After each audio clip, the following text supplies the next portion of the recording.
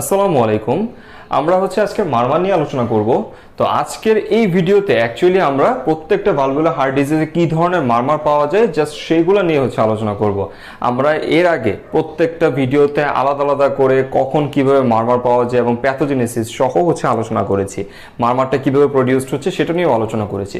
তো এই ভিডিওতে অ্যাকচুয়ালি আমরা প্রত্যেকটা মারমারকে গুছায় নিয়ে আসবো, জাস্ট নামগুলো নিয়ে আলোচনা করব। এর সাথে আমি আরও অ্যাড করার চেষ্টা করেছি যে হার্ট সাউন্ডগুলো এবং এছাড়াও যে ক্লিক, স্ন্যাপ, থ্রিল কোথায় কোনটা পাওয়া যাচ্ছে সেটা নিয়ে একটু আলোচনা করার জন্য।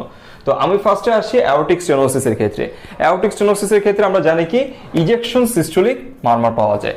এছাড়াও আরেকটা সুন্দর নাম আছে, সেটা ক্রিসেন্ডো ডিক্রিসেন্ডো মারমার পাওয়া যায়। এছাড়াও যেটা আরেকটা নাম ডায়মন্ড শেপড মারমার। আর এই ক্ষেত্রে আমরা যে S2টা আছে সেটা আমরা পাবো সফট। আমরা নরমালি কি জানি, মানে সেকেন্ড হার্ট সাউন্ডটা কি থাকে, নরমালি লাউডার থাকে, বাট ইন দিস কেসেস এর ক্ষেত্রে সেকেন্ড হার্ট সাউন্ডটা হবে সফটার। তারপরে আসছে অ্যাওর্টিক রিগার্জিটেশনের ক্ষেত্রে। অ্যাওর্টিক রিগার্জিটেশনের ক্ষেত্রে আমরা যেটা জানি যে আমরা এই ক্ষেত্রে সিস্টোলিক মারমার পাই, আর্লি ডায়াস্টোলিক মারমার পাই, অস্টিন ফ্লিন্ট মারমার পাই। আমি গুছানোর স্বার্থে প্রথমত সিস্টোলিক, আর্লি ডায়াস্টোলিক এবং অস্টিন ফ্লিন্ট মারমার তিনটা মারমারকে একটা সিকোয়েন্সে নিয়ে আসার চেষ্টা করেছি। অস্টিন ফ্লিন্ট মারমারটা অনেক ইম্পর্টেন্ট কারণ এটার মেকানিজমটা একটু টাফ। যে অস্টিন ফ্লিন্ট মারমারটা প্রডিউসড হয় যখন যে অ্যাওর্টিক রিগার্জিটেশন ডেভেলপ হওয়ার কারণে রিগার্জিটেশন জেটটা আসা শুরু করে, তখন সেটা কিন্তু আবার মাইট্রাল ভালভের সাথে কি করতেছে, বাধা পাচ্ছে, তখনই কিন্তু এই মারমারটা প্রডিউসড হয়, দিস অস্টিন ফ্লিন্ট মারমার। এছাড়াও এক্ষেত্রে আমরা যে ফোর্থ হার্ট সাউন্ড যেটা থাকতেছে সেটা কিন্তু কি পাচ্ছি, প্রেজেন্ট পাচ্ছি।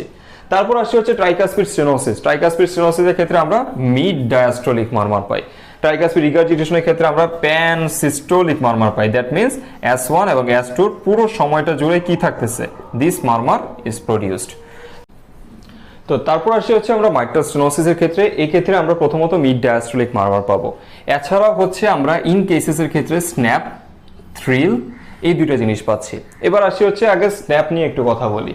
স্ন্যাপটা ভালভুলার হার্ট ডিজিজের ক্ষেত্রে যখন ওপেনিং অফ দ্য ভালভের জন্য সাউন্ড প্রডিউসড হয়, তবে এই ক্ষেত্রে ডায়াস্টোলের সময় ওপেনিং অফ দ্য ভালভের যদি সাউন্ড প্রডিউসড হয় তখন সেটাকে আমরা বলবো স্ন্যাপ।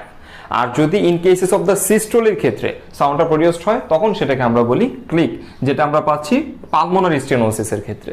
তো আসি পরবর্তীতে থ্রিল পাচ্ছি। এছাড়াও আমরা এই ক্ষেত্রে ফার্স্ট হার্ট সাউন্ডটা কি পাবো, লাউডার পাবো, যেটা আমরা নর্মালি কি জানি যে ফার্স্ট হার্ট সাউন্ডটা কি থাকে, সফট হার্ট থাকে।